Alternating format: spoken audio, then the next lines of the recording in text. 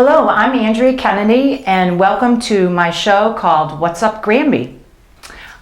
This is my show, and today's topic is going to be about real estate and how property values and schools are connected, and schools and property values have a long-standing relationship. And I have two guests today invited to help me discuss this topic. I have Brian Kay from BK Realty in Springfield, Mass. Hi, Andrea. Hi, you are the broker and owner of BK Realty and Insurance, yep. Yep. And for full disclosure, I would like to add that I am a realtor and Brian is my broker, and that's one of the reasons why he was invited and agreed to come today to be on my show. I'm honored to be here. Thank you. Thank you for coming. And we also have Jen Silva. Jen Silva is a longtime Granby resident, born and raised, a real Grambanian from many generations. And she's also a local activist in the community and has started a Facebook page regarding the upcoming town vote for our schools. So welcome. Thank you, Andrea. Jennifer. I'm happy to be here. Thanks for coming. I can't wait. Great. So let's get started. My first topic that I'd like to bring up is that there is long-standing research that schools and property values are connected, and the best person to speak to that would be Brian, who's been in real estate for how many years? I've been in the business for 15 years. Had my own shop for almost 9 now. And it's true, Andrea, that in the real estate community at least, and many others, it's well known that the real estate values are directly connected to school. The school rankings, the ability schools have to successfully educate the children, and just the facilities that they have. Mm-hmm. It's all kinds of stats. A quick Google search, you can find all kinds of different information about it. But it's a interesting topic to study, right, to look at. But it's basically supply and demand. The better the school system, the more people that want to be in that school system. More people that want to get into the school system means more people trying to buy the houses, and to do that they have to pay more. Mm-hmm. And there's all kinds of statistics we can talk about as we go through today, mm-hmm, on that vet that out. Mm-hmm. So it's a direct correlation between the two. Right. So what does the National Association of Realtors say about the correlation? They've said a lot of things. Most recently, back in, and I took my notes with me so I could get it all right. Mm-hmm. The last time they did a study they publicized was in 2014, and nearly 30% of all, 29% exactly, of all people surveyed nationally said that school district was the biggest or one of the biggest factors in deciding where to live. Mm-hmm. Just the school district, and then out of that, even 22% also said the actual physical proximity of the school, mm-hmm, was to your house is a right, huge factor. Right. Parents don't want their children on the bus that long, yeah, or be able to get to the school when they need to, or drive their children to the school. Right. Convenience. So those are huge deciding factors. On a third of the people shopping for houses, schools play the biggest role. Right. And in a similar survey, 90% of the people looking for homes said that schools play some sort of factor. 90% of all right, the people looking for houses, right, said that.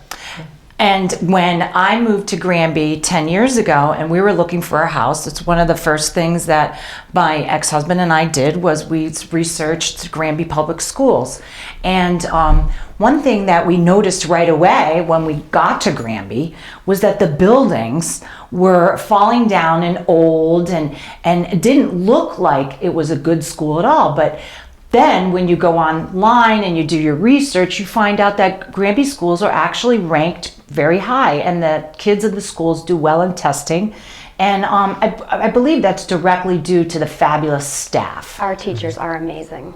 Right. Given their working conditions, they do a fabulous job. And right, we would be so lucky to keep them. Right, and I worry a little bit about that too, because if your building is not in good shape, you're not likely to attract a high level teacher. It's more a high level teacher is probably going to want to go to a district that has better facilities, better technology, That would be my assumption. and the tools that they need. Right, I mean, I don't want to work in a substandard. a building. Right, Yeah, so- right. So, so in addition to that, I also want to, I just want to read one little piece of research that I found so summed it up really nicely. This is an article I actually got from Jennifer Silva's Facebook page, and it was just perfect for this conversation.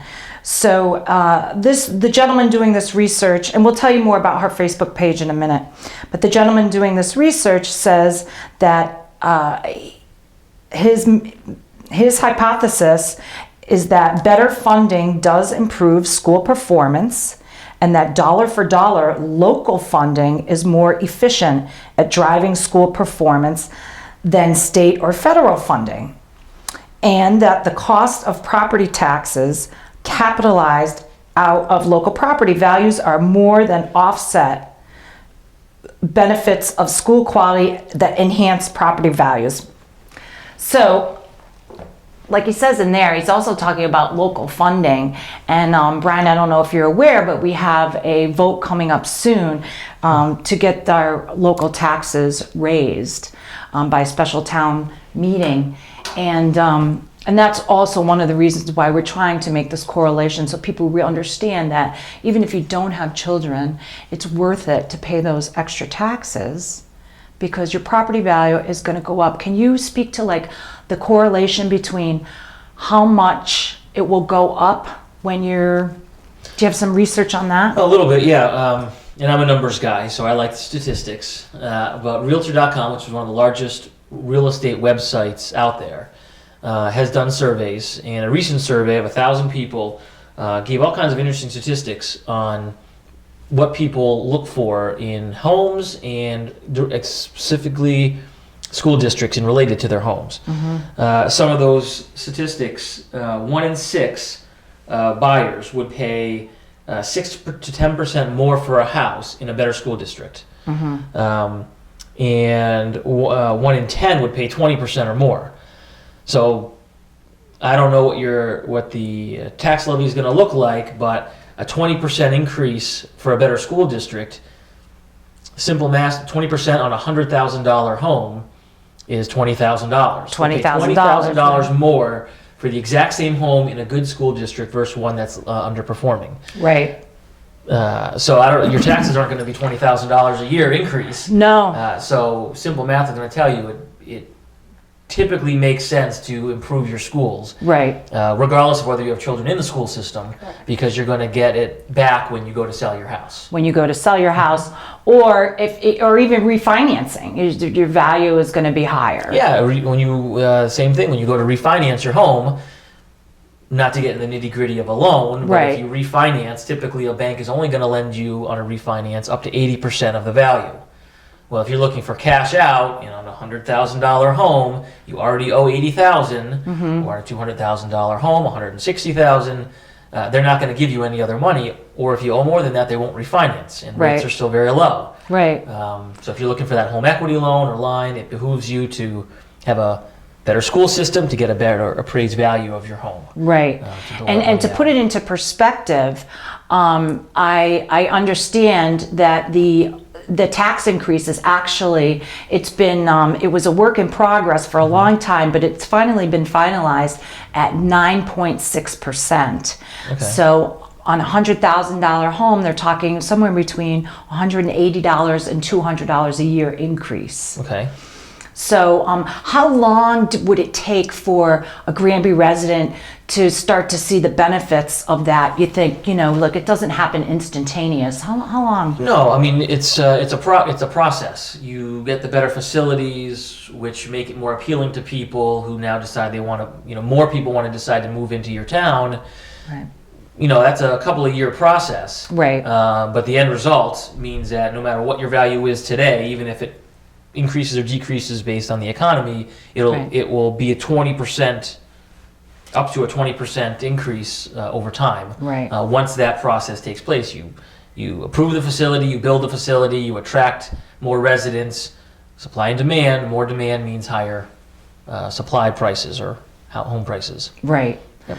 Fabulous. So I want to now I want to speak to Jen about her new Facebook page that she started regarding the town vote, and which brought to light, all this conversation about property values in schools and everything. So tell us about your page. Well, it started because we wanted to get the word out. The town is a very small town. We're very closely connected, but we don't communicate. Communication is a very big piece that we need to work on. So we wanted to have a group where everybody could come together, whether they are 100% for the new building, kind of not sure, or totally against it. We welcome everybody on that group because we want to educate. So What's it called, your Facebook page? it's called Vote Yes for New Granby School, and our goal is to have a yes vote, Yeah. both at the special town meeting and at our ballot vote. We believe that it's very important. Our kids are our future, and if we don't give them the facilities, this town will see people leaving. We've seen it. Enrollment is down. Yeah, It's not. We're enrollment not going is to down. sugarcoat it. It's also hard to sell your house in Granby. It is. We have a lot of houses Lately, for sale right now. There's a lot of houses for sale, and they're not moving. And part of it is because of our facilities. We've lost a lot of children to school of choice. We still have a lot of kids coming in from school of choice because of our teachers. Right, our staff is fabulous. So they're completely unbelievable. It's our belief that if we can just get the town to see that increase, which now is going to be less than $1 a day for most people, given the new tax rate, it's a doable thing. One less dunks run during the day. Right. But we want to get people talking. We want to get those questions out there, good or bad, because if you're willing to talk, you're willing to listen. Yeah. And and to listen as well. And Facebook has really become a form of communication now, and this is one of the ways we all communicate with each other, and in so many different ways. I mean, when I first joined BK Realty, the first thing that they did was throw my picture up on Facebook. That's right. And Yeah, announce get it out it. there, yeah. Yeah. It's a big place for people to get, especially local news about their friends and Yeah. local businesses. So we made it a point to really develop our Facebook page for those reasons. In the last 2 or 3 years, talking to a number of different marketing companies and things. Social media is the way to go. We say up and coming. It's been here for a long time, but it's still up and coming. Oh, it's still, yeah. it's still evolving. A lot of potential left untapped. Right. Which actually, if somebody wasn't on Facebook, how would they get the information that they need? Well, we're trying to use the community. So if you're not on Facebook, your neighbor most likely is. And most people in town have good relationships with their neighbors. So they And talk. shows like this. Yeah, And shows like this. Yep. We just got delivery of 100 signs. 800 signs. 100 signs. Like lawn signs. Yes. Awesome. And they say our school's our future. Vote yes, and it has the dates of the 2 votes that are very imperative to us. And Let's remind everybody what those dates are again. I believe the special town meeting is February 8th, which is not this Tuesday, but I'm sorry, not this Monday, but next Monday. Right, next Monday. And then the ballot vote is March 1st. Yeah. Yep. And that also coincides with presidential primaries. So hopefully that will bring everyone to the ballot. Because every voice counts. It is what it is, and every voice counts, good or bad. We hope there's more good. Right, We definitely right. want more good. But we've noticed, we started delivering the signs yesterday to people that were interested in them, and the interest was peaked on Facebook. And as more signs are going out, I'm getting more requests for signs, whether it's from people who have neighbors that aren't on Facebook and they said, hey, I saw your sign, I Right, want one. right. Where do I get one? And they say, oh, I can grab one for you, or you can join Facebook. It's pretty easy to do. Or you can email me. My email is gothgirl, GOTHGRL 512 at Okay, good. yahoo.com. Good. and just indicate how many signs you're looking for. It's pretty easy. Great. And the more signs we have, the more people will realize this is a serious problem that we have. Right. And it's going to take a community to make it better. Right. And Jennifer and I have children in the community, so it's easy for us to want the new school system, the new school building project to be passed. But at the same time, one of the reasons for this show today is just to remind people that even if you don't have children, you own a home in Granby, your taxes go up 10%, but the value of your home is going to go up 20%, like Brian just said, right? Yeah, I mean, Pretty fair. These are surveys. Easy Google search will find these anywhere from 6 to 10%. Right. And those just numbers, you know, they justify the expense, whether you have children in school or not. Justify it. And it's certainly, it actually could be more than that. It could be a little less than that, but it's certainly you're going to get your money back. It's definitely not going to hurt. It's not going to hurt, and you're going to get your money back in your house. Sure. When you, like we said, when you sell your house, you finance it. Even if you leave it to your children, you want to leave your children a valuable piece of property. You don't want to just leave it in a town with no school. Right. The school it's critical. Right now, my Facebook profile picture it says strong school, strong community. And there's been a little bit of debate over what that means lately. And people are saying it should be, strong community, strong school, not the other way around, but it's not. They're intertwined. You cannot have a community that's strong if your school isn't. And you can't have a school that's strong if your community is not going to stand behind it. Right. And for a long time, we did. No one's going to debate this. We let our buildings fall into disrepair. Right. And I think we've learned our lesson. We've gotten some beautiful new facilities. We've gotten the new public safety complex. We have the new library. We've got beautiful buildings in town. Right. Let's get that momentum and keep it. Right. Let's get our schools back up to where they are. Right. People say, what about the high school? What about the high school? Well, let's start somewhere. Well, I know the high school is in need of updating and repair. Yes, it is. But it's nowhere near No, it's as decrepit as the West Street School, which was built in 1943. Second oldest in the country. Second in the state. In the state, In the sorry, state. you're right. Second oldest elementary school in the state. Yeah, so we have to start somewhere, and this is a good place to start. It really is. And when I was doing my research, one of the things I found out is that public schools are funded by the state, and they're funded by local. In some states, they're funded by local property taxes.